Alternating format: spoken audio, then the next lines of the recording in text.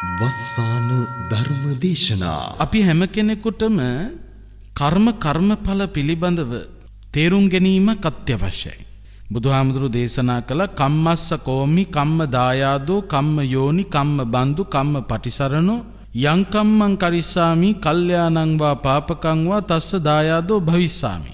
මේ කර්මය තමයි අපි දායාද කරගෙන ඥාති කරගෙන වාසය කරන්නේ.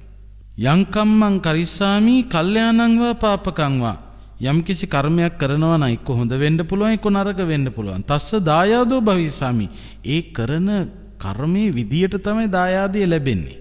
යාදිසං වපතේ බීජං තාදිසං හරතේ පලං කල්යාණකාරී කල්යාණං පාපකාරීච පාපක. වපුරන බීජයට අනුව ඵල ලැබෙන්නාසේ හොඳ කර්ම කළොත් හොඳ විපාක, නරක කර්ම කළොත් නරක විපාක.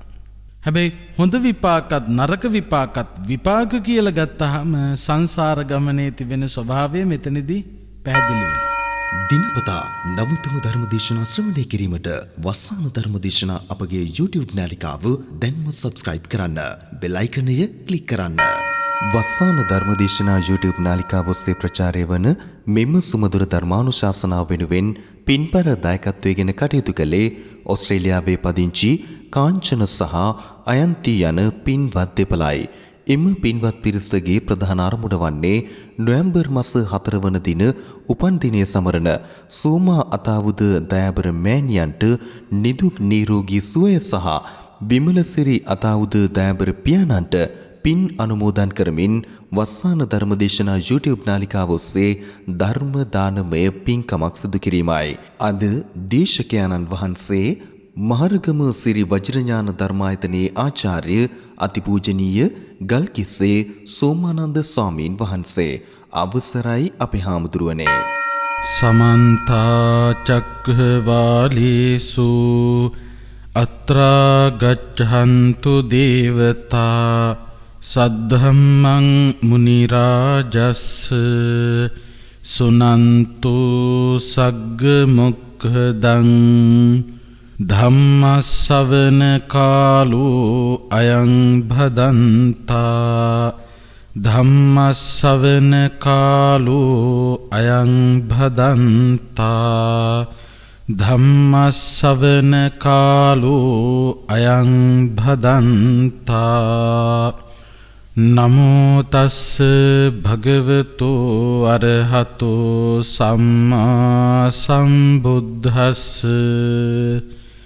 නමෝ තස්ස භගවතෝ අරහතෝ සම්මා සම්බුද්දස්ස.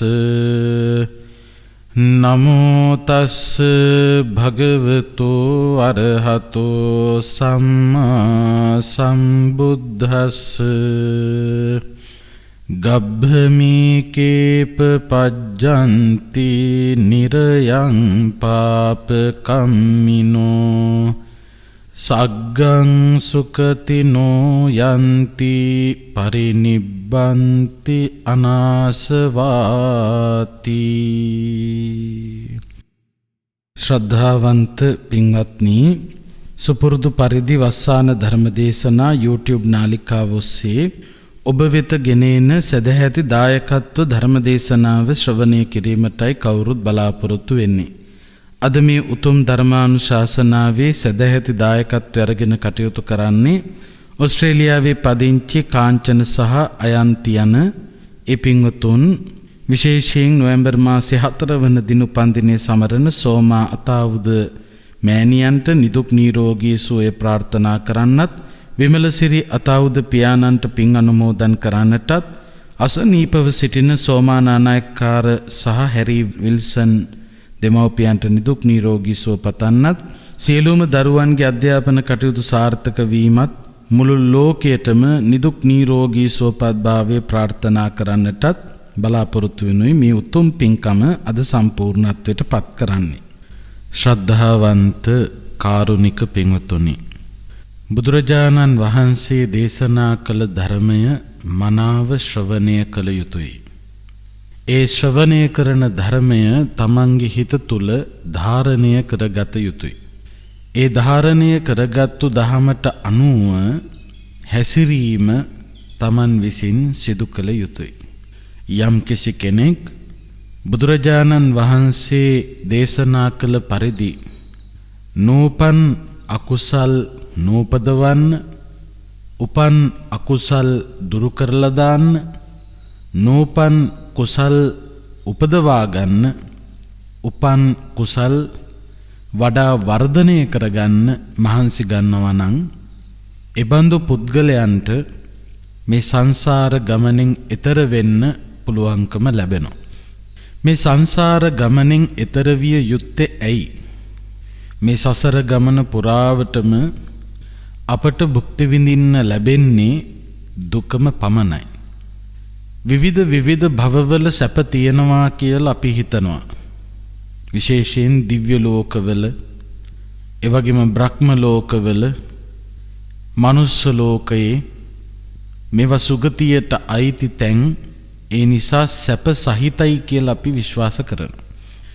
හැබැයි පින්වත්නි, දුගතියට වඩා ඒවායේ සැප තියෙන බව ඇත්ත. හැබැයි මේ සැපයත් දුකක් කියන එක බුදුහාමුදුරු දේශනා කළා. අපිට භුක්ති විඳින්න වෙන හැම සැපයක්ම වඩාත් සැපයක් වෙන්න තිබුණා. මේ සියල්ල නිට්ටය නෑ. දිව්‍ය ලෝකයේ දිව්‍ය සම්පත් නිට්ටය නෑ. සදාකාලික දිව්‍ය ලෝකයක කවුරුත් උපදින්නේ නෑ. ඒ නිසා හැමදාම සුගති භවයකට වෙලා සැප භුක්ති විඳ විඳා ඉන්න පුළුවන්කමක් නැහැ. ඒ හැම සැපයක්ම අනිත්‍යයි. ඔබ මම නිතර මෙනෙහි කළ යුතු කාරණාවක් තමයි මේ සැපයි කියලා ග්‍රහණය කරපු හැම දෙයකම ස්වභාවය කුමක්ද කියන එක. සැප දේවල් බොහෝමයක් ඔබේ හිතට ඇති වෙන්න පුළුවන්. මේ දේ සැපයි, මේ දේ කරන එක සැපයි, මේ දේ අහන එක සැපයි, මේ දේවල් තියෙන එක සැපයි. ඔබේ හිතට සැප ගෙන දෙන ඒ හැම කාරණාවක් පිළිබඳවම කල්පනා කරනකොට නුවණැසින්, යෝනිසෝ මනසිකාරයෙන් ඒ හැම සැපයක්ම නිට්ටයද අනිත්‍යද කියලා කල්පනා කළොත් ධර්මයේ දන්න කෙනෙකුට මේ ලෝකයේ දෙස යථාර්ථය මනාව බුදුදහම තුළින් දකින කෙනෙකුට පෙනෙන්නේ ඒ සියලුම සැපයන් අනිත්‍යයි කියලා. යමක් අනිත්‍ය නම් එතන අන්තර්ගතව පවතින්නේ දුක. යද නිච්ඡං තං දුක්ඛං. යමක් අනිත්‍ය නම් එතන දුකයි. යමක් අනිත්‍ය නම් ඒ හැම තැනකම දුක අන්තර්ගතයි. දුක අන්තර්ගතයි නම් අනාත්මයි. මම මගේ කියලා ග්‍රහණය කරන්න පුළුවන්කමක් නැහැ. මොකද පින්වතුනි, මම නම් මගේ නම් මට ඕන විදියට තිබිය යුතුයි. මේ කිසිම දෙයක් මට ඕන විදියට තබා ගන්නට පුළුවන්කමක් ලැබෙන්නේ නැහැ. ඒ නිසා මේ සංසාර ගමනේ සුගතිවල උත්පත්තිය ලැබලා අපට භුක්ති විඳින්න ලැබෙන සැපයත් දුකක් හැටියට බුදුරජාණන් වහන්සේ දේශනා කළා. ඒ නිසාම තමයි බුදුරජාණන් වහන්සේ මේ සංසාර ගමන සුළු මොහොතක්වත් වර්ණනා කළේ නැත්තේ. බුදුරජාණන් වහන්සේ හැම මොහොතකම වර්ණනා කළේ නිර්වාණය. ඒ නිර්වාණ ශාන්ති උදා කිරීම පිණිසයි බුදුරජාණන් වහන්සේ පාරමිතා ධර්ම සම්පූර්ණ කරමින් ලෝක සත්වයා කෙරෙහි මහා කරුණාවෙන් මේ උතුම් ධර්මය දේශනා කළේ. අන්නේ ධර්ම මාර්ගය තුල ගමන් කරන්න අදිෂ්ඨානශීලීව පෙළගැහෙන්න ඕනේ. නිර්වාණය සාක්ෂාත් කරගැනීමේ උවමනාව අප සතුව තිබෙන්න ඕනේ. බුදුරජාණන් වහන්සේ අපට පැහැදිලි කරපු ඒ උතුම් නිර්වාණය සලසා ගන්න නම් ඒ සඳහා කළ යුතු අවශ්‍ය කාරණාවක් තමයි ධර්මයේ ශ්‍රවණය කිරීම. ධර්මයේ ශ්‍රවණය නොකළ අපට යා යුතු මඟ කුමක්ද, නොයා යුතු මඟ කුමක්ද කියන එක වටහා ගන්න බැරුව යනවා. ඒ නිසා බුදුරජාණන් වහන්සේ දේශනා කරපු ධර්මයේ පරිශීලනය කරලා ඒ මඟ වීරවන්තව කටයුතු කරලා මගඵල නිවනින් සැනසීමයි කල යුතු වටිනාම කාරණාව බවට පත් වෙන්නේ. අද ධර්මානුශාසනාවේ මාතෘකාව හැටියට තෝරගත්තේ බෞද්ධයාගේ අත්පොත හෙවත් ධම්මපදයේ පාප වග්ගයට අයිති ගාථා දේශනාවක්. මේ ගාථා දේශනාව සිදු කරන්න හේතු වෙච්ච නිධාන කතාවක් තියෙනවා. මං හිතන්නේ බොහෝ දෙනෙක් අහලත් ඇති මේ කතාව. බොහොම ප්‍රසිද්ධ කතාවක්. බුදුරජාණන් වහන්සේ සවැත් නුවර ජේතවනාරාමේ වැඩ ඉන්නකොට මේ සවැත් නුවරම ඉඳලා තියෙනවා මණික් කපන මිනිස්සෙක්. මේ මණික් කපන මිනිස්සයත් සමග බොහොම සමීපව ඇසුරු කරපු භික්ෂුන් වහන්සේ නමකුත් වැඩ ඉඳලා තියෙනවා. මේ භික්ෂුන් වහන්සේගේ ප්‍රධානම දායකයා තමයි මේ මණික් කපන මිනිස්සයා. පොඩි කාලයක් නෙවෙයි පින්වත්නි, අවුරුදු 12ක් තිස්සෙම මේ භික්ෂුන් වහන්සේ දානෙ ගන්න යන්නේ මේ මණික් කපන මිනිස්සයා ගෙදරට. ඒ තරම් හරි ලෙන්ගතුයි. නිතරම ඒ ගෙදර යනවා. ඉතින් මේ මණික්කාරයයි එයාගේ බිරිඳයි මේ දෙන්න මේ භික්ෂුන් වහන්සේට බොහෝම ගෞරවයෙන් සැලකිලි සිද්ධ කළා. උපස්ථාන කළා. මේ මණික්කරුවයි බිරිඳයි දෙන්න මේ භික්ෂුන් වහන්සේව තමන්ගේ අම්මා වගේ, තමන්ගේ තාත්තා වගේ තියාගෙන උපස්ථාන කළා. දවසක් මේ මණික්කරුවෝ මේ භික්ෂුන් වහන්සේ ඉස්සරහම මස් වගයක් කප කප හිටියා. මෙන්න මේ වෙලාවේ කොසල් රජතුමා බොහොම වටිනා මණික් ගලක් මේ මිනිස්සයා ළඟට එවනවා උපමට්ටම් කරලා දෙන්න කියලා. පිරිසිදු කරලා මණික් කපලා දෙන්න කියලා. මේ මණික්කරු මොකද කළේ? දැන් මස් කප කපන හිටියේ. එතකොට අතේ ලේ තැවරිලා තියෙනවා. මේ ලේ සහිත අතින්ම අර කොසල් රජතුමා එවපු මණික් අතට ගත්තා. මහා වටින ලොකු මණිකක්.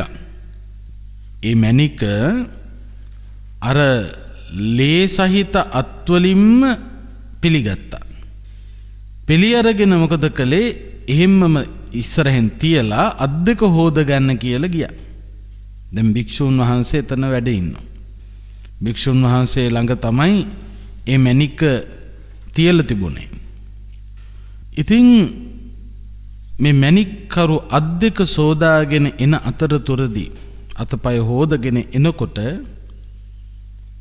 මේ Taman තියලා ගියපු මණික එතන තිබුණේ නැහැ. මොකක්ද වෙලා තිබුණේ? ඒ මණික මේ මණික්කරු තියලා අතපය සෝදාගෙන එන්න ගියපු වෙලාවේ මේ භික්ෂුන් වහන්සේ දැක්ක කොස්වාලිහිණී කැවිල්ලා මේ මණික අර ලේ ගඳ නිසා මස් කැටියක් කියලා හිතලා මොකද කළේ? පියාඹගෙන ඇවිල්ලා මේ මණික ගිලගත්තා. මණික්කරු ඇවිල්ලා බලනකොට මණික නැහැ. ඒ වෙලාවේ මණික දකින්නේ නැතුව මෙච්චර මෙතන තිබිච්ච මණික කවුද ගත්තේ කියලා විමසුවා. දැන් භික්ෂුන් වහන්සේ දැක්ක මොකද්ද උනේ කියලා. ඒ වගේම මේ මණික්කරු ඊට පස්සේ මුලින්ම කලේ බිරිඳට කතා කරලා ඇහුවා මේ මෙතන තිබිච්ච මණිකට මොකද උනේ? අපි නම් ගත්තේ නැහැ. ඒ වගේම දූපුතුන් අතින් විමසන්න යෙදුණා. ඒ ළමයිනුත් කිව්වා අපි නම් ගත්තේ නැහැ උතන මණික. එහෙනම් මේ මණික අරගෙන තියෙන වෙන කවුරුත් නෙවෙයි මේ තෙරුන් වහන්සේ. මේ මණික ගේනකොට මණික තියලා යනකොට තෙරුන් වහන්සේ හිටියා. මේ මණික වෙන කවුරුත් ගන්න විදියක් නැහැ. හොරකම් කළා නම් හොරකම් කරන්න වෙන්නේ අපි අතට හිටපු කෙනෙක්. නෝනගෙන් ඇහුවා මණික් කැටේ ගත්තද කියලා? නෑ කිව්වා. ළමයින්ගෙන් ඇහුවා මණික් ගල ගත්තද කියලා? ඒත් නෑ කිව්වා.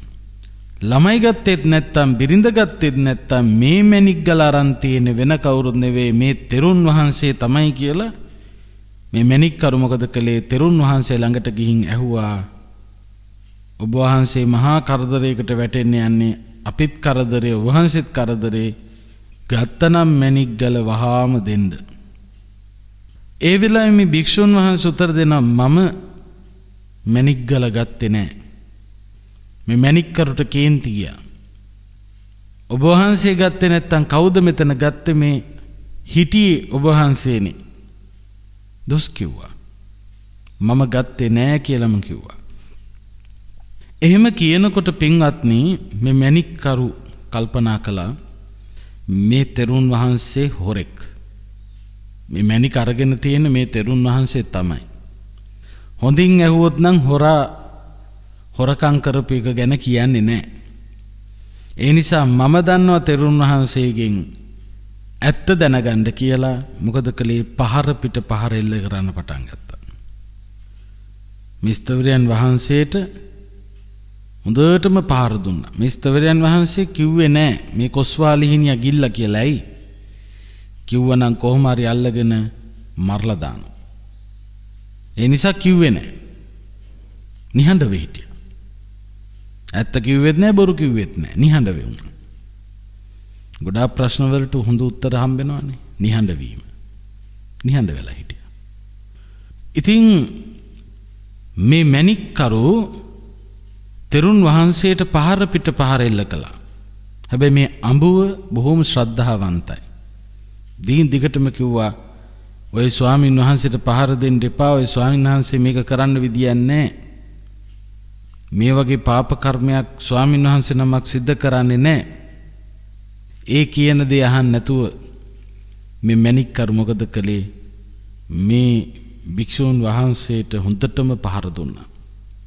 දැන් භික්ෂුන් වහන්සේගේ ඇඟෙන් ලේ විදිනවයි එළියට.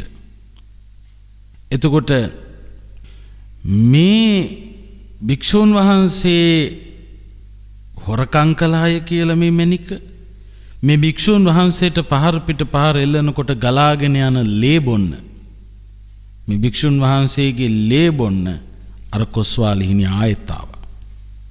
දැන් භික්ෂුන් වහන්සේට ඒ වේදනාව ඉවසා ගන්න බැරි තරම් මහා වේදනාවක්, මහා දුකක්. උන්වහන්සේ බිම වැටිලා කොස්වාලිහිණිය එනවා මේ ලේ ගඳට පියාඹලා ඇවිල්ලා අර භික්ෂුන් වහන්සේගේ ලේ බොන්න හදනකොට මේ මැණික්කරු කේන්තියෙන් ආවේශ වෙලා ඉන්නේ. අර භික්ෂුන් වහන්සේට ගහනවා, ඒත් ගහනවා. කොස්වාලිහිණිය ඇවිල්ලා බාධා කරනකොට මොකද කොස්වාලිහිණිය ලේ බොන්න ආවා. මේ මැණික්කරු මොකද කළේ? කොස්වාලිහිණියට පහරක් දුන්නා. ඒ දුන්නු පහරින්ම කොස්වාලිහිණිය එතනම මැරුණා. ඒ මරලා වැටුණු කොස්වාලිහිණිය දැකපු මේ භික්ෂුන් වහන්සේ බොහෝම අපහසුවෙන් ලේ ගලමින් බලවත් වේදනාවෙන් බිම වැටිලා හිටපු මේ භික්ෂුන් වහන්සේ මේ මැණික්කරු ආමන්ත්‍රණය කරලා කියනවා, උපාසක මාගේ වෙලුම බුරුල් කරලා ලිහිණිය මලේද බලන්න. මේ බෙල්ල මිරිකගෙන දැන් මේ භික්ෂුන් වහන්සේ කියනවා මේ මාව අතහැරලා අර ලිහිණිය මැරුණාද කියලා බලන්න. කොස්වාලිහිණිය මැරුණාද කියලා බලන්න. එතකොට මේ මිනිස්සයා මොකද කළේ? කොස්වාලිහිණියත් මැරිච්චාවේ ඔබත් මැරිච්චාවේ කියලා පහර දුන්නා. ඒ වෙලාවේ මේ භික්ෂුන් වහන්සේ දැනගත්තා කොස්වාලිහිණිය මිය ගියා කියලා. ආන්නේ මිය ගියා කියලා දැනගත්ත වෙලාවේ කියනවා මේ මැණික ගත්තේ මම නෙවෙයි මේ සතා. මේ මැණික ගිල්ලේ මේ සතා. මේ සතා මැරිච්ච නිසයි මන් දැන් මේ කියන්නේ. ඒ වෙලාවේ මොකද කළේ? මේ කොස්වාලිහිණියගේ බඩ පළලා බලනකොට මැණික දැක්කා. මැණික දැකලා මහා දුකකටපත් වුණා, සංවේගයකටපත් වුණා. හොයන්නේ බලන්නේ නැතුව, විමසන්නේ නැතුව සැකය මූලික කරගෙන මම මේ භික්ෂුන් වහන්සේට පහර පිට පහර එල්ල කළා. නමුත් වෙලා තියෙන්නේ වෙන දෙයක්. මං හිතාගෙන හිටියේ තවත් එකක්. ඒ වෙලාවේ මේ මැණික්කරුට පුදුම වේදනාවක් ඇති වුණා. ඇති වෙලා මේ භික්ෂුන් වහන්සේ ළඟට ගිහිල්ලා අනේ ස්වාමීනි මට සමා වෙන්න. මගින් උනේ ලොකු වැරැද්දක් කියලා කිව්වා. ඒ වෙලාවේ මේ භික්ෂුන් වහන්සේ මැණික්කරුට උත්තර දෙනවා. ඔබතුමා කලබල වෙන්න එපා. මේක ඔබතුමාගේ දෝෂයක් නෙවෙයි. මේක මගේ අතේ දෝෂයකුත් නෙවෙයි. මේක සසර දෝෂයක්. ඒ නිසා මම ඔබට සමාව දෙනවා. අනේ ස්වාමීනි ඔබ වහන්සේ මට සමාව දෙනවා නම් වෙනද වගේම අපේ ගෙදරට ඇවිල්ලා දාන ටික වළඳලා යන්න ඉල්ලීමක් කළා. අන්න ඒ වෙලාවේ මේ භික්ෂුන් වහන්සේ හොඳ මතක් කිරීමක් කරනවා. මේ භික්ෂුන් වහන්සේ හොඳ පාඩමක් ඉගෙනගෙන තියෙනවා. මොකක්ද මේ පාඩම? ඕනවට වඩා ගෙවල් වල යන්නේක සුදුසු නෑ. මෙතෙන් පටන් මම අනුන්ගේ ගෙවල් වල නිතර මේ ගෙදර ආවා වාගේ යන්නේ නෑ. එහෙම නිතර යන්න ඔවුන්ගේ තිබෙන සමහරකට ශ්‍රද්ධාව පවා නැති කරගෙන මෝඩ මිනිස්සු භික්ෂුන් වහන්සේලා වැඩකාරයෝ මට්ටමට වටනවා. ඒ නිසා මම නැවත නිතර කිසිම ගෙදරකට යන්නේ නැහැ. දැන් බලන්න පින්වත්නි මේ හාමුදුරුවන්ට ගෙවල් ගානේ යන්න ගියපු නිසානේ මේ දේ උනේ. ගෙදර තිබිච්ච කොසල් මහරජතුමා ගෙනල්ලා කපණ්ඩ කියපු මැණික් ගල නැති වෙච්ච නිසා තමයි ඔන්න සැකයට ලක් වුණා. එහෙම උනේ ඇයි? ඒ ගෙවල් වලට ගියපු නිසා. මේ සමාජයේ ජීවත් වෙන මිනිස්සුන්ට කොච්චර මේ තත්ත්වවලට මුහුණ පාන්න සිදු වෙලා ඇද්ද? සමහරක් විට ගෙවල් වල ගිහිල්ලා ආපස්සට ගියාට පස්සේ ඒ අතරතුර මාලයක් නැති වෙලා අරගෙනත් නැහැ. හැබැයි හවු වෙනවා. අරයා ඇවිල්ලා ගියා. අරන් ගියාද දන්නේ නැහැ. අන්න ඒ වගේ මේ සැක මට්ටමටපත් වෙන්න පුළුවන්. ඒ නිසා මේ ගෙවල් වලට යනකොට ඥාති ගෙදරකට ගියත් පන්සලකට ගියත් භික්ෂුන් වහන්සේලා ගිහියන්ගේ ගෙවල් වලට ගියත් අපි බොහෝම ප්‍රවේශමෙන් ඉන්න ඕන. හොඳ හිත සම්පූර්ණයෙන්ම නැති වෙලා යන්න පුළුවන් මේ වගේ දෙයක් වුණොත්. සමහරකට කරන්නේ තව කෙනෙක්, හවුවෙන්නේ තව කෙනෙක්. ඒ නිසා මුළු ජීවිත කාලෙම සමහරක් විට ගැටලු ප්‍රශ්න වලට මුහුණ දිදී ඉඳ වෙන්න පුළුවන්.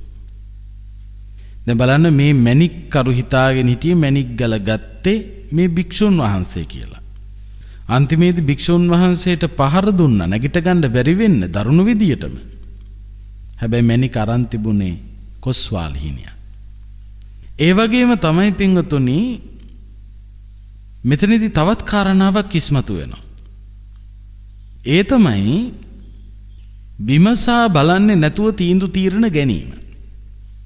විමසා බලන්නේ නැතුව තීන්දුව తీරන ගැනීම ඒක හරිය භයානකයි. දෙයක් කරනකොට හොඳට පරීක්ෂාකාරීව කරන්න ඕන. කවුරුවත් ඇවිල්ලා කිව්වා කියලා නෙවෙයි. ඒක හොඳට විමසන්න ඕන. විමසලා බලලා ඇහැට පෙනුනත් විශ්වාස කරන්න බෑ. කනට ඇහුනත් විශ්වාස කරන්න බෑ.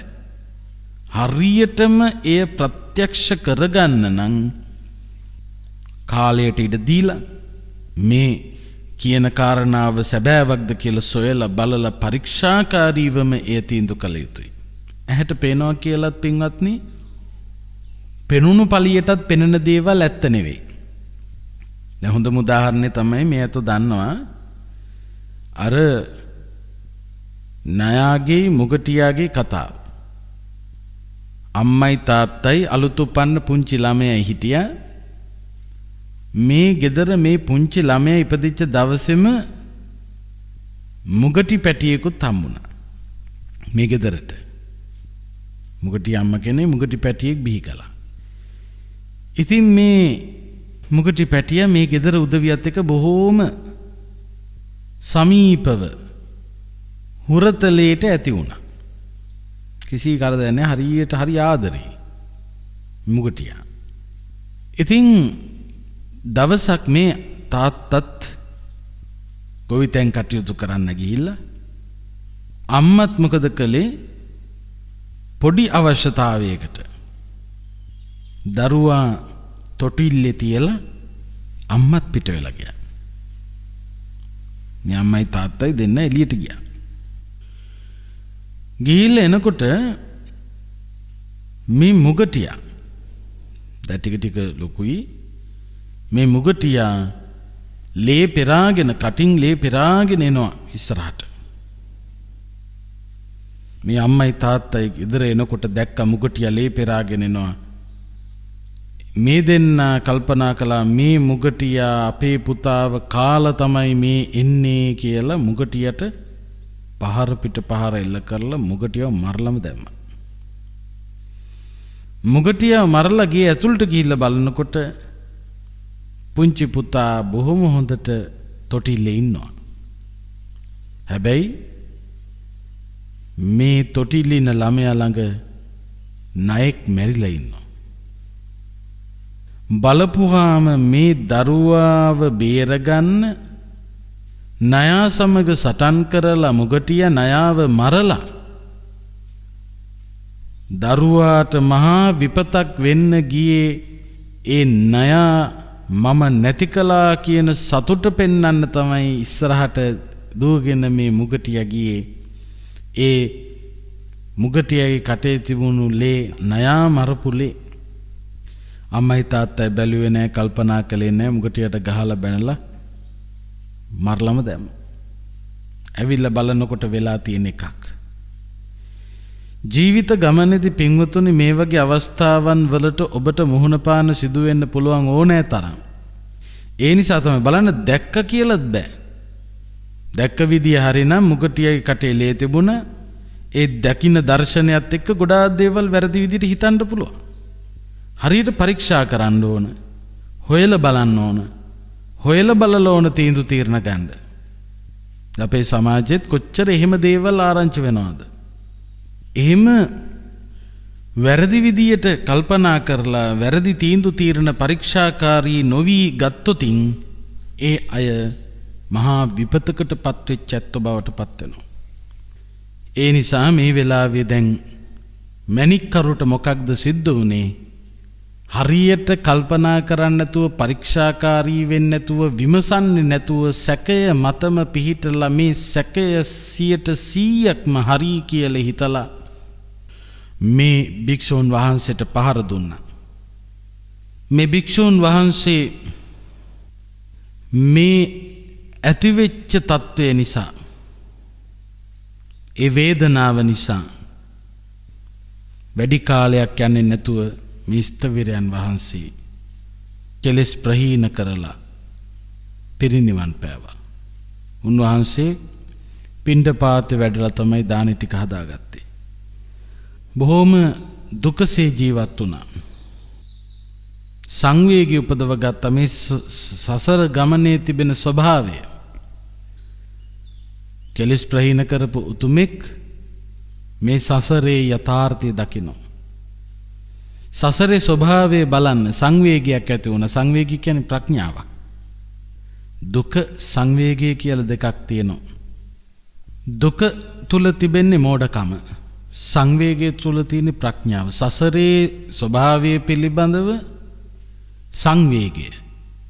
ඒ නිසානේ අර මැණික්කරු මේ භික්ෂුන් වහන්සේ පිළිබඳව වැරදි වැටහීමක් ඇති කරගෙන පහර දෙනකොට, පහර දීලා ඉවර වෙලා සමාවි ඉල්ලනකොට මේ භික්ෂුන් වහන්සේ මේ මැණික්කාරයාට මොකද්ද කිව්වේ?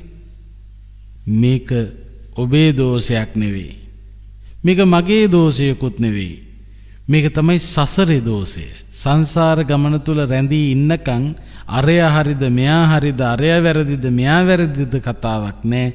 සංසාර ගමන තුල තිබෙන්නේ මහා වේදනාකාරී ස්වභාවය. ඉතින් මේ භික්ෂුන් වහන්සේ පිරිනිවන් පෑවා. අර මැරිලා වැටුණු කොස්වාලිහිනියා අර මැණික්කරුගේ අඹුවගේ මව් කුසේම පිළිසිඳ ගත්තා. මැරී වෙටිච්ච කොස්වාලිහිනියා ඒ මැණික්කරුගේ බිරිඳගේ කුසේ පිළිසිඳ ගත්තා. මැණික්කරු කරපු බරපතල අකුසල කර්මය නිසා මැරිලා ගිහිල්ලා නිරේ ඉපදුනා. මැණික්කරුගේ බිරිඳ තෙරුන් වහන්සේ පිළිබඳව බොහොම ප්‍රසාදයෙන් හිටියේ. තෙරුන් වහන්සේ පිළිබඳව විශ්වාසයෙන් හිටියේ. පහන් සිත් ඇති කරගෙන හිටියේ. ඒ නිසා එතුමිය මිය ගිහිලා දිව්‍ය ලෝකෙ ඉපදුනා. භික්ෂූන් වහන්සේලා මේ ප්‍රවෘත්තිය පිළිබඳව දැනගෙන බුදුරජාණන් වහන්සේගෙන් විමසනවා මේ අය ඉපදුනේ කොහෙද කියලා.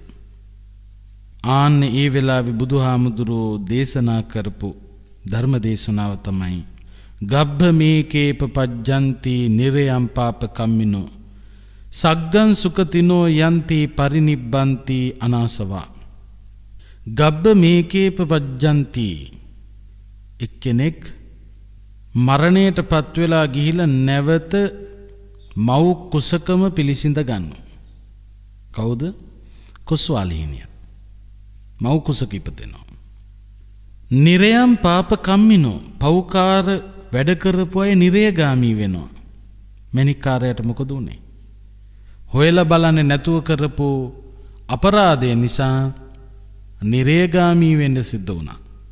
සග්ගං සුකතිනෝ යන්ති, සුවසේ ධර්මානුකූල පදනමක ජීවත් වෙච්ච ඇත්තෝ අර මැණික්කරුගේ ස්වාමි දියණිය බිරිඳ වගේ සුගතිගාමී වෙනවා. පරිනිබ්බන්ති අනාසව, කෙලෙස් ප්‍රහීන කරපු උතුමන් වහන්සේලා පරිනිර්වාණයට පත් වෙනවා. ඒ කියන්නේ නිර්වාණය සලසා ගන්නවා. එතකොට මෙතනදී හොඳට මතක තියාගන්න ඕන, සමහර උදවිය මව් කුසෙහි පිළිසිඳ ගන්නකොට, තව කෙනෙක් නිරේගාමී වෙනකොට, තව කෙනෙක් දිව්‍ය ලෝකවල උපදිනකොට, ඒ වගේම තව කෙනෙක් සියලු කෙලෙස් ධර්මයන් ප්‍රහීන කරලා ධර්මාවබෝධය ලබනවා. බුදුරජාණන් වහන්සේ මේ දේශනාව සිදු කරනකොට ඒ උතුම් ධර්මයේ ශ්‍රවණය කරපු බොහෝ පිරිසක් සෝතාපන්න ඵලය ආදී මාර්ගඵල අවබෝධ කරගත්තා. ඒ සඳහා හේතු වෙච්ච දේශනාවක් බවට පත් වුණා. එතකොට පින්වත්නි, මේ කතා ප්‍රවෘත්තියත් එක්ක අපි තේරුම් ගත යුතු කාරණාව තමයි මේ සංසාර ගමනේ ස්වභාවය. දැන් මේ භික්ෂූන් වහන්සේ අර මැණික්කරු සමාවිල්ලනකොට කියපු දේ අතිශයින් වැදගත්. මේක ඔබේ දෝෂයකුත් නෙවෙයි, මේක මගේ දෝෂයකුත් නෙවෙයි, මේක සසරේ දෝෂයක්. එතකොට අපි හැම කෙනෙකුටම කර්මඵල පිළිබඳව තේරුම් ගැනීමක් අත්‍යවශ්‍යයි. බුදුහාමුදුරු දේශනා කළ කම්මස්ස කෝමි කම්ම දායාදෝ කම්ම යෝනි කම්ම බන්දු කම්ම පටිසරණෝ යං කම්මං කරිස්සාමි කල්යාණං වා පාපකං වා තස්ස දායාදෝ භවිස්සාමි. මේ කර්මය තමයි අපි දායාද කරගෙන ඥාති කරගෙන වාසය කරන්නේ. යං කම්මං කරිස්සාමි කල්යාණං වා පාපකං වා, යම් කිසි කර්මයක් කරනවා නම් එක්ක හොඳ වෙන්න පුළුවන්, එක්ක නරක වෙන්න පුළුවන්. තස්ස දායාදෝ භවිස්සාමි. ඒ කරන කර්මයේ විදියට තමයි දායාදය ලැබෙන්නේ. යාදිසං වපතේ බීජං තාදිසං හරතේ පලං කල්යාණකාරී කල්යාණං පාපකාරීච පාපක. වපුරන බීජයට අනුව ඵල ලැබෙන්නාසේ හොඳ කර්ම කළොත් හොඳ විපාක, නරක කර්ම කළොත් නරක විපාක.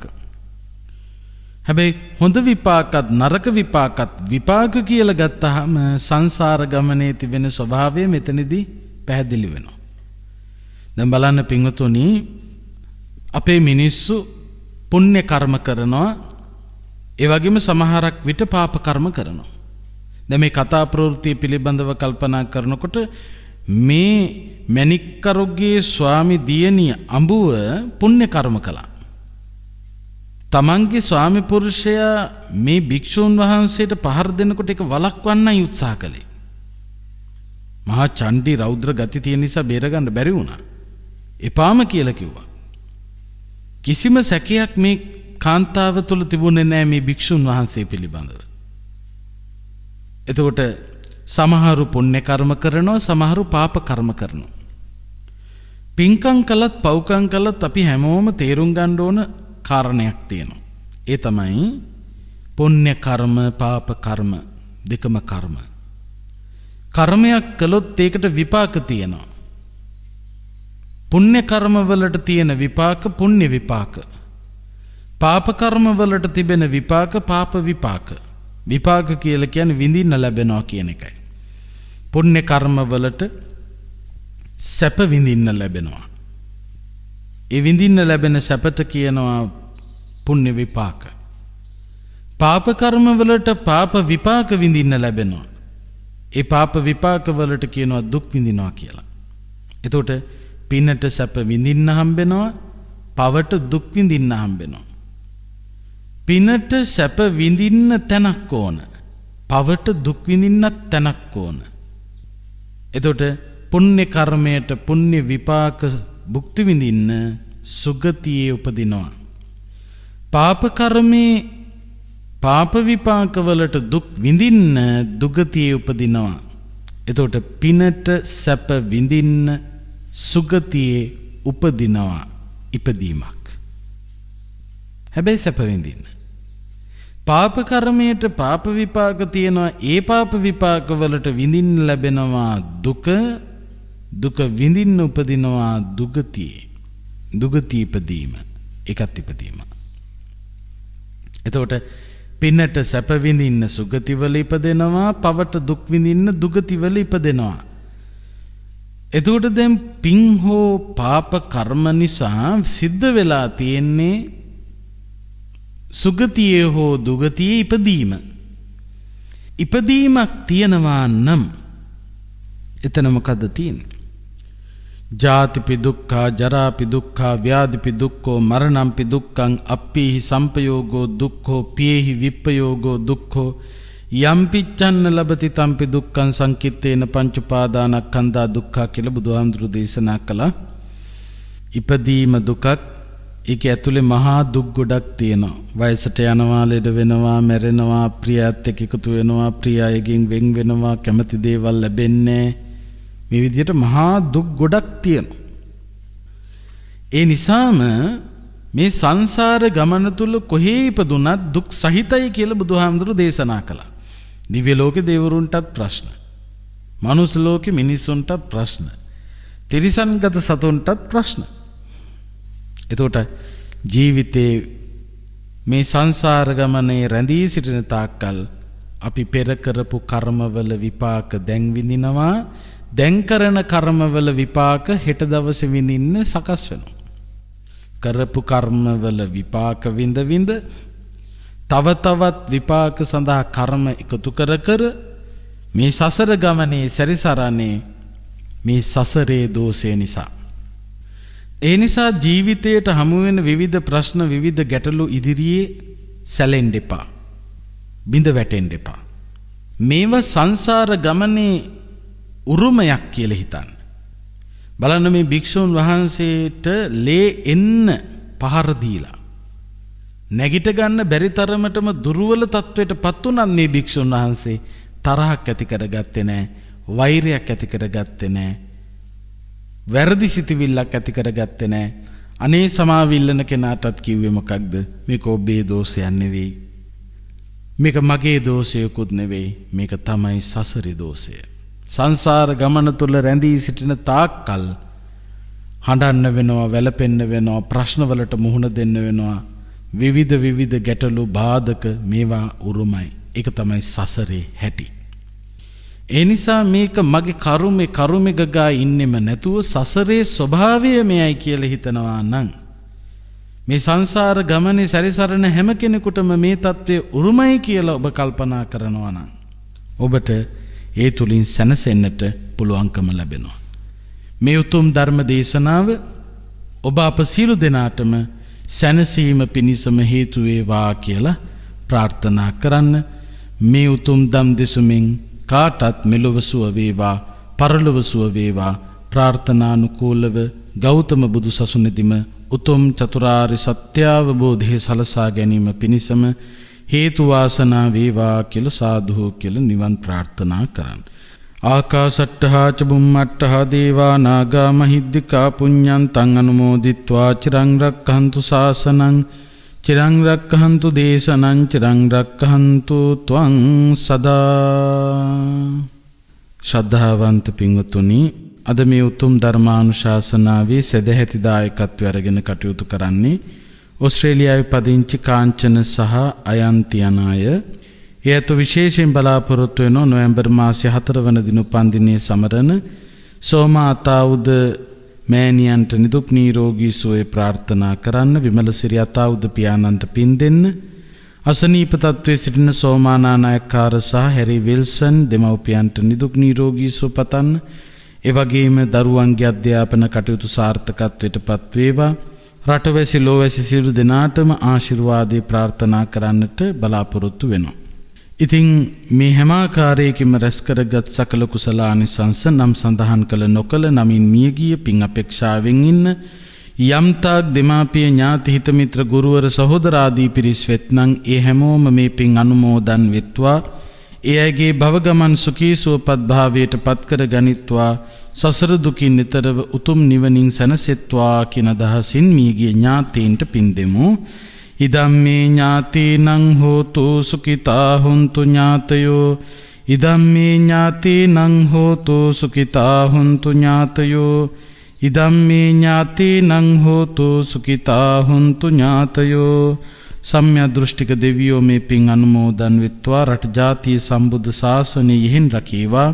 සෙත් ප්‍රාර්ථනා කරන්න බලාපොරොත්තු වන ඒ පින්වත් සියලු දෙනාටමත් රටවැසි ලෝවැසි කාටත් සම්‍යක් දෘෂ්ටික දෙවියන්ගේ දේවාශිර්වාදී සැලසේවා. දෙවියොත් පතන බෝධියකින් මේ පින් අනුමෝදන් වූතුම් නිවනින් සැනසෙත්වා කියලා දෙවියන්ටත් පින් දෙමු. එත්තාවතාචම්හි සම්භතම් පුඤ්ඤ සම්පදං සබ්බේ දේවානුමෝදන්තු සබ්බ සම්පත්ති සිද්ධියා. එත්තාවතාචම්හි සම්භතම් පුඤ්ඤ සම්පදං සබ්බේ දේවානුමෝදන්තු සබ්බ සම්පත්ති සිද්ධියා. එත්තාවතාචම්හි සම්භතම් පුඤ්ඤ සම්පදං සබ්බේ දේවානුමෝදන්තු සබ්බ සම්පත්ති සිද්ධියා. මෙසේ රැස් කරගත් සකල කුසලානිසංසයන්ගේ බලයෙන් කාටත් උතුම් ධර්මාවබෝධයම සලසා ගන්න හේතු වේවා කියලා ප්‍රාර්ථනා කරන්න. උම වැඳ ගන්න. අභිවාදන සීලිස්ස නිච්ඡං වද්ධාපචායිනෝ චත්තාරෝ ධම්මා වඩ්ඩන්ති ආයුවන්නෝ සුඛං බලං ආයුරාෝග්‍ය සම්පatti සග්ග සම්පatti මේවච අතෝ නිබ්බාන සම්පatti මිනාතේ සමිජ්ජතු. වස්සාන ධර්මදේශනා YouTube නාලිකාව ඔස්සේ ඔබ ඒ ශ්‍රවණය කළේ නොවැම්බර් මාස 4 වන දින උපන්දිනයේ සමරන සෝමා අදාඋද දයාබර මෑණියන්ට නිදුක් නිරෝගී සුවය සහ දීර්ඝායුෂ ප්‍රාර්ථනා කිරීමත් විමලසිරි අදාඋද දයාබර පියාණන්ට පුණ්‍යානුමෝදනා කිරීම පිණිසත් වස්සාන ධර්මදේශනා YouTube නාලිකාව ඔස්සේ සිදු කළ ධර්ම දානමය පින්කමයි. එවෙනුවෙන් පින්පර දායකත්වයෙන් කටයුතු කළේ ඕස්ට්‍රේලියාවේ පදිංචි කාංචන සහ අයන්ති යන පින්වත් දෙපළයි. සිදු කළා වූ ධර්ම දානමය කුසලයේ අනුභවයේ බලයෙන් එම පින්වත් දෙපළට නිදුක් නිරෝගී චිරජීවනයේ උදා වේවායි සාදු සිතින් ප්‍රාර්ථනා කරමු. ධම්මසු ඔබ සැමට සම්මා සම්බුදු සරණයි. විදේශගතව සිටින ඔබටත් ඔබේ ජන්මදිනය වෙනුවෙන් ඔබෙන් වෙන් වූ නැහිත මිතුරන් වෙනුවෙන් පුණ්‍යානුමෝදනා කිරීමටත් සුජීවත්ව සිටින ඔබේ දෙමාපියන්ට ආශිර්වාද කිරීමටත් වස්සාන ධර්මදේශනා YouTube නාලිකාව ඔස්සේ දායකත්ව ධර්මදේශනා ප්‍රචාරය කිරීම සඳහා දැන්ම කතා කරන්න 071 57 57 13 දුරකථන අංකයට 071 57 57 13 දුරකථන අංකයට. ධම්මසු ඔබ සැමට තිරුවන් සරණයි. 071 8 57 57 13 071 8 57 57 13. වස්සාන ධර්මදේශනා දිනපතා නවතම ධර්මදේශනා ශ්‍රවණය කිරීමට වස්සාන ධර්මදේශනා අපගේ YouTube නාලිකාව දැන්ම සබ්ස්ක්‍රයිබ් කරන්න. බෙල් අයිකනය ක්ලික් කරන්න. වස්සාන ධර්මදේශනා